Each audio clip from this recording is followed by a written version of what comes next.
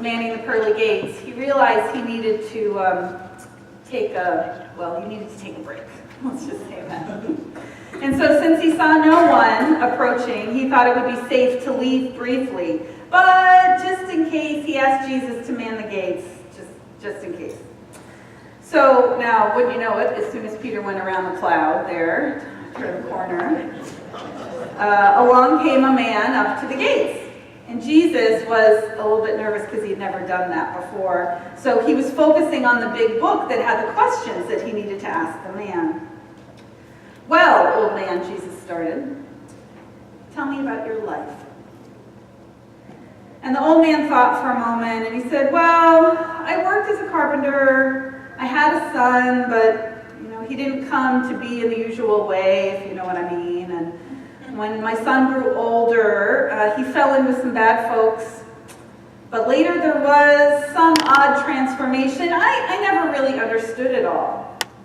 Well, Jesus was dumbfounded. He looked up in shock and said, Father? And the old man suddenly looked up too and said, Pinocchio?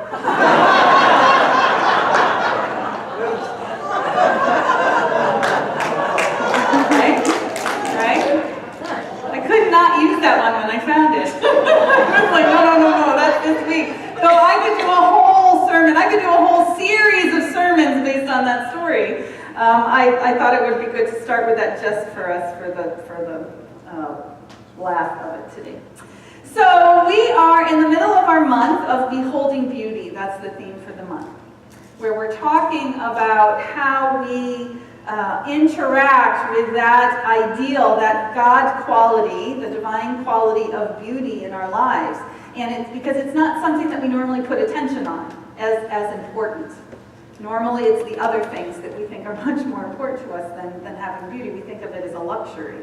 But one of the truths is that it's a quality of the divine, which means it's a quality of our nature. And it's important because it's got healing qualities. It's got healing possibilities for us. It brings peace in our mind and in our hearts and our bodies. It's really a powerful quality for us to focus on. And so I've paired it with mindfulness, because mindfulness as a spiritual practice allows us to be present with beauty.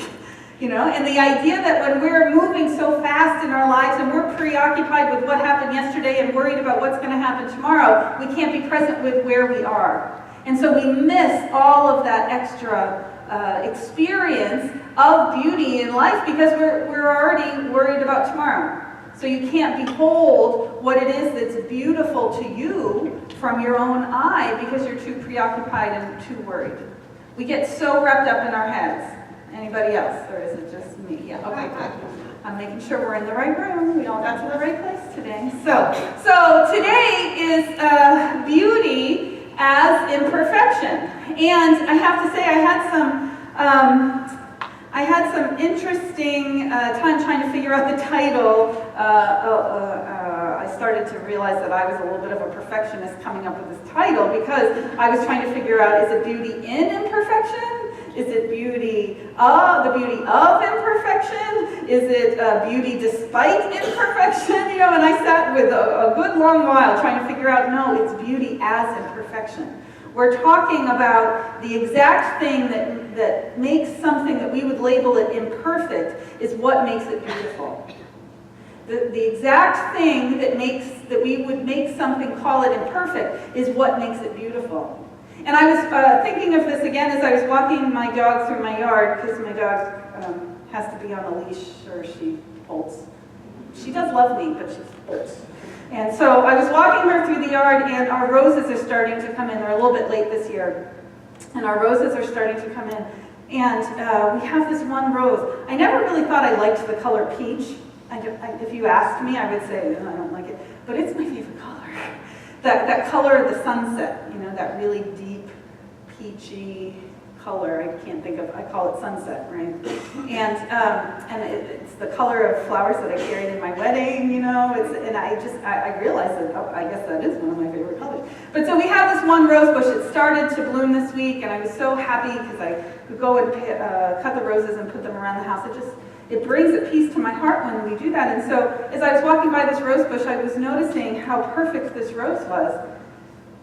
And it had one leaf that had an indent on it, right? And so when there's one leaf that has an indent on it, it goes all the way into the core. And so as it was opening, it was all perfect, except this one side had this little indent. And as I was looking at that, I was listening to my mind and wondering, does this make it more beautiful or less?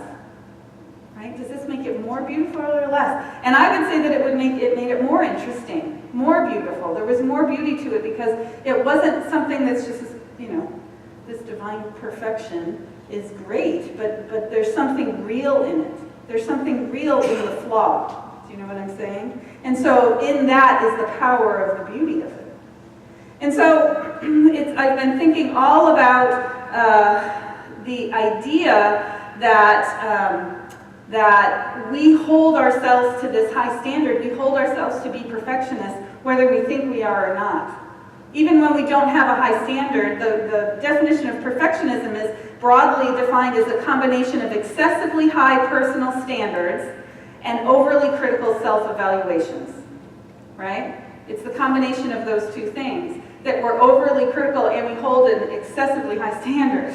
And so when you put those two things together, we create an environment where it's not safe to be you, where it's not okay for you to take up real estate in your life. That's my terminology, right? That you deserve to take up real estate in your life. And so when we are overly perfectionist about that, what it means is that about life is that we're being overly judgmental of ourselves. We're being overly critical. And that's just the mode of operation. And you may not even understand that you're doing that. You may think, I'm pretty decent about accepting myself, and that's fine. But without looking at it, my guess is that you're defaulting to negativity about yourself. You're defaulting to that inner critic that just can't wait to point out the mistakes that you made, right? We have those situations because life happens, life unfolds, and we make choices, and sometimes we make mistakes. The Buddha told a story to his visitors that he called the 2 arrows. He said, life often shoots an arrow at you and wounds you. However, by not accepting what's happened, by worrying about it, by saying it's unfair and wondering how long the pain will last, we tend to shoot a second arrow into the open wound and increase and prolong the pain. Pain in life is often a given, but suffering is optional. Suffering is optional. We are the ones that make it harder on ourselves. And so by being present with our mindset, by being present with how we are in terms of accepting ourselves, is where we are along this continuum of acceptance and about allowing ourselves to be. So I love the line from Leonard Cohen that says, there's a crack in everything. It's how the light gets in.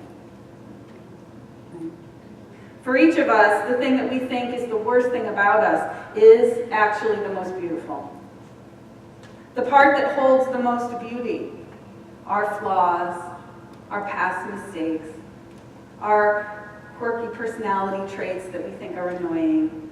Those things that we judge ourselves so harshly are the things that are the exact gift of the divine to us for this life experience.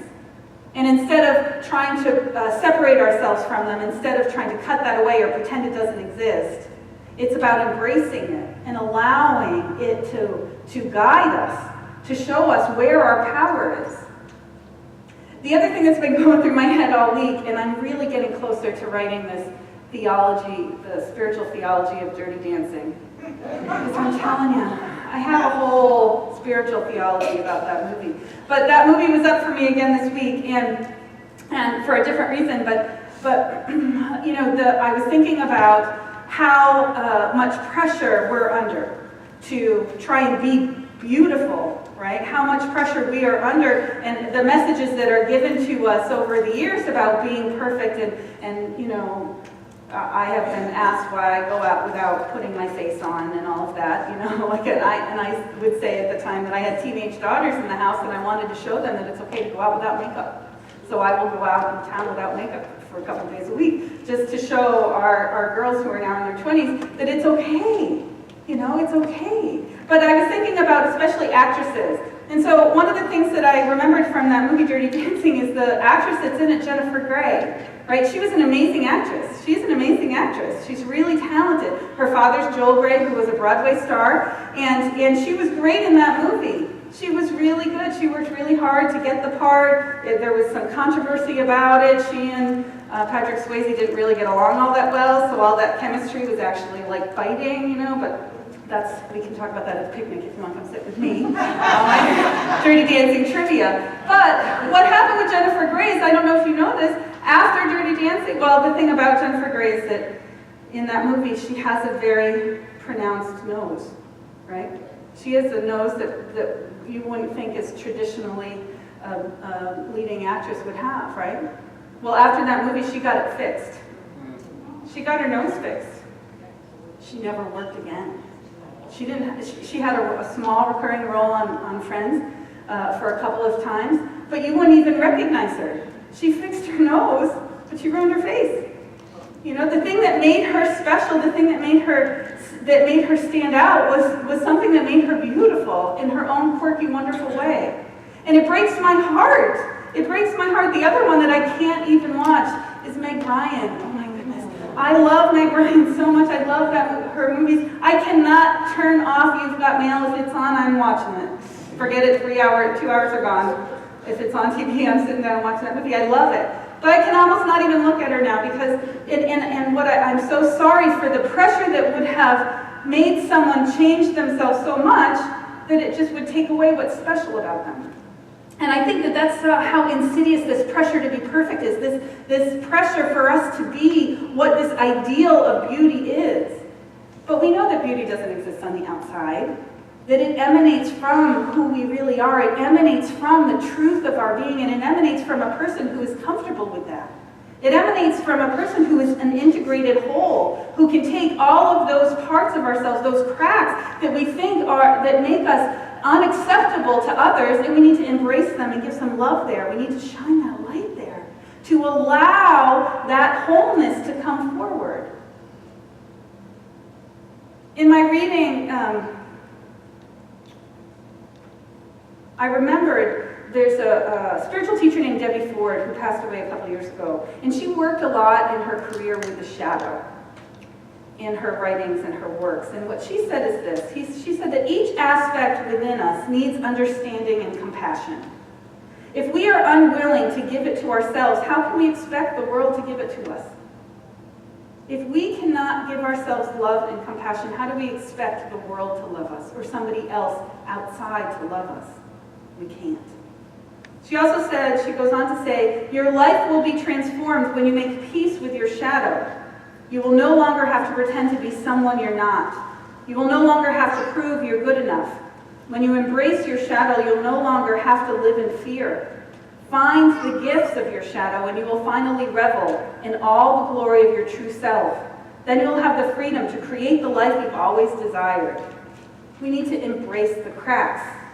We need to embrace the cracks. So I was reading about, in Japan, there's an emphasis on a concept called wabi-sabi. This is true. And so it's an aesthetic philosophy stemming from Taoism and Zen Buddhism that honors the simple and unpretentious, the wabi, and the beauty that comes with age or much use, sabi, which I thought I've moving into the sabi part of age and much use. But, so in this view, so this is a view of things that simplicity, naturalness, and fragility are valued. So it's defined as a beauty of all things, imperfect, impermanent, and incomplete. It's the beauty of things modest and humble. It's the beauty of things unconventional. So we all have those things in our lives, right? We have those objects that have been passed down from generation to generation. And maybe it's like a teapot or an old piece of jewelry, or in my life, it's my mom's frying pan. It's my mom's cast iron frying pan, right? That is the most precious thing that my family is going to fight over when it comes time for that. Because I don't care about the jewelry, I don't care about the furniture, I want the cast iron frying pan. And my sister wants that cast iron frying pan. It has been seasoned and used since 1955. It makes the best food I've ever made. Cornbread from that fry pan is the best thing I've ever had in my life. But it's because it's used and it's worn and it's got a beauty to it, a depth, a power to it that just even being in the presence of it makes you feel different, right? So I'm sure that everybody's got something in your life that's like that. Maybe it's an old photograph. Maybe it's some sort of item that was given to you from your grandparents or someone. But there's a spiritual practice that you can do by just being present to that.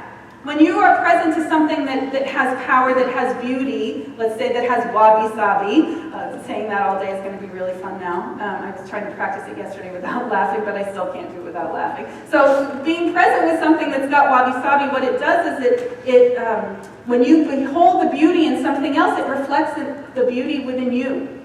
So when you can see a beautiful rose, when you can see the gorgeous sunset, when you can see the beauty in children playing together, when you can see the beauty in a worn teapot, what it does is it reflects the beauty within you of the places where you have been worn, the places that have the wrinkles, the places that have the scars. We are all scarred, cracked, and wrinkled. We really are. And it's in embracing that, and it's in accepting it and embracing it and realizing that it's part of the journey of our wisdom and our presence, and it's important to acknowledge it, to allow it, to honor it, because it becomes power for us. That which we embrace becomes power for us. Those cracks and those things that we don't accept about ourselves, if we push it away, it becomes a problem. It can be a problem or it can be power. And it's up to us as to how we handle it. The Japanese also have this a step further. They have the art of kintsugi, this is a picture of it. And so where they repair broken pottery with lacquer dusted or mixed with powdered gold, silver, or platinum. As a philosophy, what it does is it treats breakage and repair as part of the history of an object rather than something to disguise. They are embracing the cracks to make something more beautiful. It makes it beautiful by embracing the brokenness, by embracing the cracks, by honoring that as part of the life of an object. So those things that we judge harshly about ourselves, they're part of the life that you are living. They're part of the unfolding path, and everything that we go through, everything that we experience, everything that happens to us allows us to step into a more empowered place. Not by being ashamed of what happened, not by pushing it away, but by embracing it and owning our story. We call this wholehearted living. And Brené Brown talks about it. She says this: wholehearted living is about engaging in our lives from a place of worthiness. It means cultivating the courage, compassion, and connection to wake up in the morning and think, no matter what gets done and how much is left undone, I am enough. It's going to bed at night thinking, yes, I am imperfect and vulnerable and sometimes afraid, but that doesn't change the truth that I am also brave and worthy of love and belonging. There's a power for us in acceptance as the first spiritual step here. Accepting who we are just as we are is incredibly powerful and transformative. We are in control of our level of suffering and of pain. We are in control by how much we allow ourselves to go on that hamster wheel of negativity. We are in control as to when we choose to get off of that. When we choose to move to a place of acceptance and love. I'll admit it, I was a royal watcher this weekend. I am one of those, okay? And I am completely satisfied by the experience. Now, yes, I did TiVo it. I DVR'd it. I did not get up in the middle of the night. I was not going to do that. Sleep is very important to me. But I did get up the next morning, and my poor daughter was sitting there with me while I'm watching 8 hours of DVR, or, fast forwarding and then rewinding and fast forwarding and watching it over and over again. That kiss was great. But there was something about it. There's all of this conversation right on my Facebook of half the people are like, who cares? Why are you focusing on this? This is dumb. I don't understand it. And everybody was like, oh my God, did you see the dress? Oh my God, that veil. Oh my God, the tiara. It was so beautiful. It was so gorgeous to me. It was completely satisfying. But the best part about it was the sermon. Who would have thunk it? Yeah. So, American Bishop Reverend Michael Curry from Chicago, from Chi-Town, he brought it. He brought it in a way that those Brits have never seen preaching like that, okay? And so it's worth it. If you haven't seen it, it's worth it to hear the sermon. You can Google it. But at the end of his sermon, Bishop Curry quoted one of my favorite mystics, Teilhard de Chardin, and he said this. He said, Teilhard de Chardin said that fire was one of the greatest discoveries of all of human history. It transformed everything and is part of every part of our lives. He talked about, did you come here in a car? There's fire. Did you come, did you eat breakfast? There's fire. Did you buy something at the store? There's fire. There's fire. Fire had ramifications to every part of our life. And he went on to say that if humanity ever harnesses the energy of fire again, if humanity ever captures the energy of love, it would be the second time in history that we've discovered fire. And so if we could actually step into a place of love, if we can as a collective harness that energy, that power of love, of acceptance and love of ourselves, acceptance and love and compassion of one another, we will transform this world. We will be able to change how we are in relationship. We will be able to change how our culture unfolds. And here we are again on a week where I am praying for people who died before their time. We are being called to step up in a new way, and we are being called to live differently. But it has to start within our own minds and our own hearts. We have to lean into the spirit that we are, to that presence of God, and ask for guidance and support in accepting our cracks, in accepting those things that we can't handle about ourselves, in accepting that story that is a secret because we don't want anyone to know about us, because we think that no one will accept us if they know. You know what? They will. They will love you because you are loved. You are worthy of it. And so this is a time for us to embrace the cracks, to celebrate the cracks, to wear our wrinkles, to wear our age, to allow ourselves to be who we are, because we deserve to take up real estate. And when we are able to do that and love ourselves completely, we can love each other freely. And when we do that, we create heaven on earth, and that's why we are here in service.